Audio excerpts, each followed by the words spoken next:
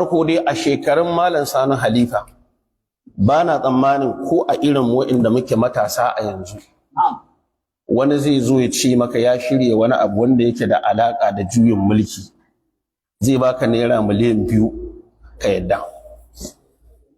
Dan Allah kana ganin hankali zai dauki wannan? Zai yi? Wannan waƙi'ar da ta faru ita ce waƙi'ar da take da alaka da malam Sani Halifa Zaria. An fahimta ai. Wannan waƙi'ar da ta faru abu na farko malam Sani Halifa Zaria a tsawon sanin da nayi masa malami ne na zauri wanda kusan shekarunsa yanzu shekara kusan 75 a duniya. Yana daga cikin malamai da suke da ƙarancin shiga rigingimu hatta abin da ya shafi rudud ta fuskar abin da ya shafi ɓangaren izala ko ɗariƙa.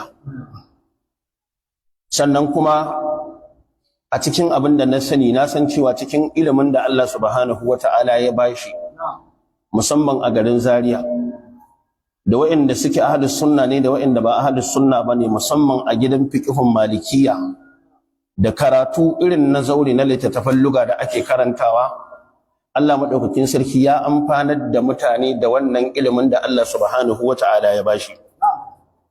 Abu na biyu wato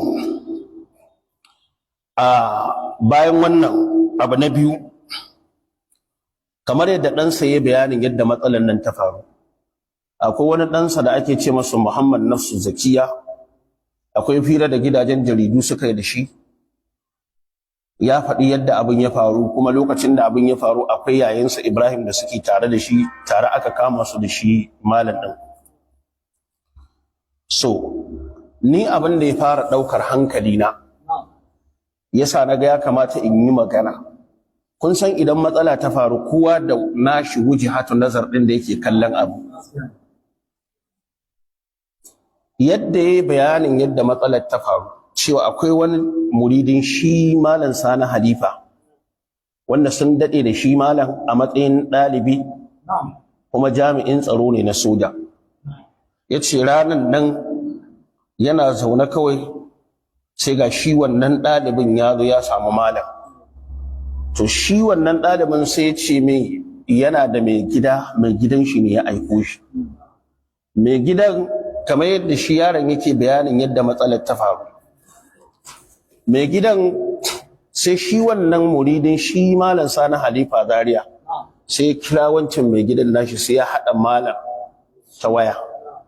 Sai ya ce mai shi da ya haɗa shi ta waya sai ce mai da Allah akwai wani abu ne muhimmi da ya taso musu na aiki, amma aikin kamar yadda shi yaron yake faɗa bai faɗa wa malam ba aikin ne, sai ce kawai suna dai buƙatar addu'a malam ya musu addu'a.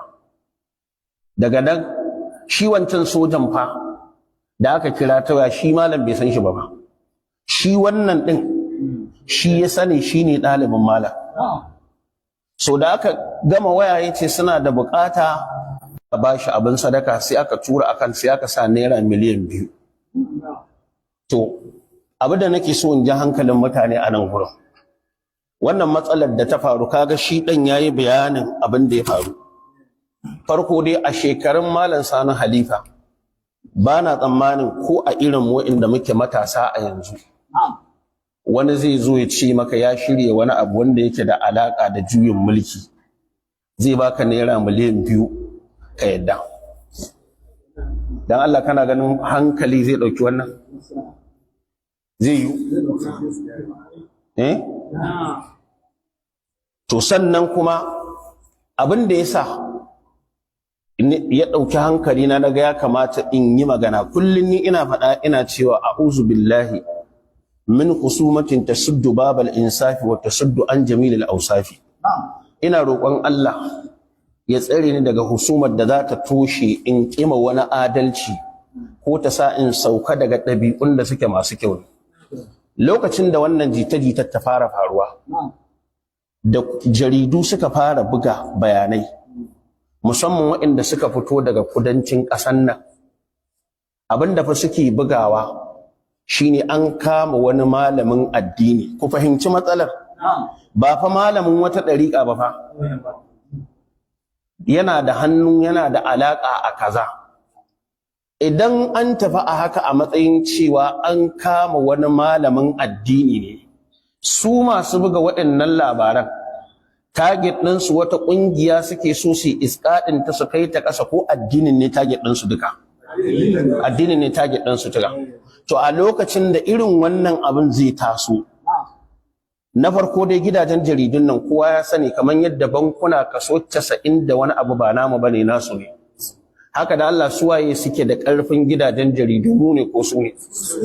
To sai suka zo suna buga cewa ga wani malamin addini. Ku fahimci matsalar, malamin addini. To idan aka tafi a wannan rububin cewa ga wani malamin addini, yanzu ba maganan suke wani dan wata kungiya kaza ba, to ya kamata mutane su fahimci wannan matsalar gabaki dai addinin za ta shafa. An fahimta yi?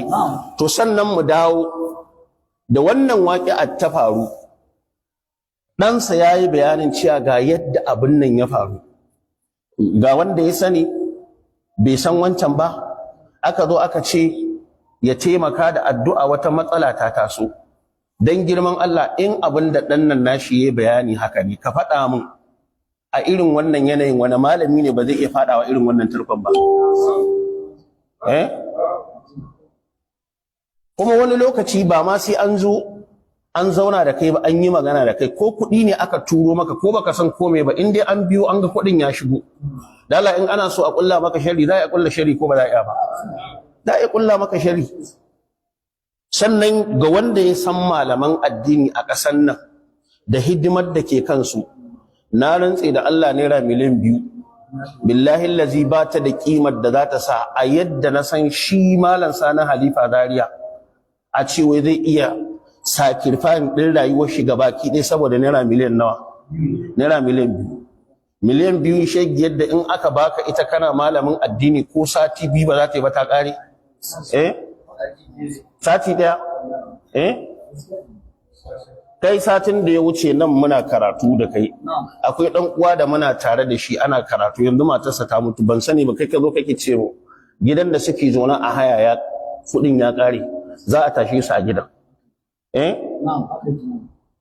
To ire-iren waɗannan hidimomin fa suna zagaye da malaman addini. Yanzu Malam Bakar Gire da ya rasu, ai kun san rigiman cewa ana bin Malam Bakar Gire bashi wanda ya kai naira miliyan 50 da wani abu. Lala wannan bashin da aka ce an bi shi lokacin, abinci ya so ya kawo gidan shi dan iyalansa su ci, ko hidiman al'umma ce da addini ya sa kuɗin ne ya haushi. To sai naira miliyan 2 ita ce har wani zai yi tsammanin cewa wai saboda wannan kuɗin an yi kaza. To yana da kyau mutane su gane irin wannan kaddara wallahi tana iya faɗa wa kowa, musamman a Najeriya da ake bibiyan mutane da ainihin wato sharrance-sharrance. To saboda haka yanzu a Najeriya dala 'yan siyasa da masu mulki har da alhazan birni dala suna biya wa malamai kujerar umara ko aikin hajji a ce a zo a je a yi addu'a ko ba a yi. Shin sharaɗi ne lokacin da ka ce in zo in je in yi addu'a sai na tambaye ka akan me zan je in yi addu'a? To shi ma da aka ce kawai gashi ya addu'a, shin sharaɗi ne sai ya tambayi wanda ya ce ya addu'a akan me za a addu'a? Ai ba sharaɗi ba ne. To in aka ci gaba da tafiya a haka, to nan gaba ma kowa sai an kulla mai shari. Ko kujeran aikin hajji aka baka, to daga baya an gano abin da ya faru, ga dalilin da yasa aka baka kujeran, sai a ce to kai ma ka shiga. Haka ne ko ba haka bane? Yanzu suna maganan cewa yau wajen sati 3 da kwana wajen 4, dacci da mai shekara kusan 75 a duniya, da riga ɗaya da takalmi ɗaya da waye. So mu yadda wasu ke aunawa, mu ba za mu auna haka ba, dan su ba za su yi mana adalci ba. In matsala ta faru ba shi ke nuna mu ba za mu yi musu adalci ba. Muna karanta Qur'ani da Sunna, ba a raddin bid'a da bid'a, ba a raddin banna da wa ana ya ce wala yajrimannakum shana'anu qaumin ala alla ta'dilu i'dilu huwa aqrabu littaqwa.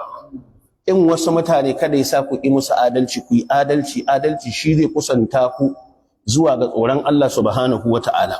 Da haka ya zamanto su kiran da zamu yi zuwa gare su mu fahimci akwai matsalar da ba ta karatu bace, ba ta ilimi bace. Idan wani irin wannan kaddarar ta gitta mai dan kun saba da shi a aqida, kamar yadda ake samu a bangaren su, in an ci an tura mu wani kuɗi daga baya ta bayyana sai kaga an zo ana cewa to ai wani ya ci kuɗin kaza ma wani ya ci kuɗin kaza. Su ma su ji tsoron Allah su bari. Matsala ta ilimi in ta taso in kun saba da mutum ɗauko inda ya ba daidai ba warware ta a ilimin. Irin wannan kaddara in ta gitta to kakkawa mutum fatan sharri da bala'i. Saboda haka mun ba ma masa wannan fatan. Kuma a wannan majalisin za mu yi masa addu'a. Muna roƙon Allah subhanahu wata'ala wannan kaddara da ta gitta masa, muna roƙon Allah ya halin da ya samu kansa Allah ya cire masa. Kuma duk wanda sakon mu ya kai masa yana matsayin musulmi, ko ba komai bawan Allah nan ya dauki shekaru masu yawa, ya zauna a zaure yana karantar da mutane, ya haƙura da wannan rayuwar. Ko ta kaga wannan abin da ya gitta wata kaddara ce da mu ma ba mu iya wucewa ba, gobe tana iya hawan mu. Saboda haka muna roƙon Allah subhanahu wataala Allah ya masa mafita. Allah ya masa mafita, Allah ya masa mafita. Mu abin da zamu faɗa kenan.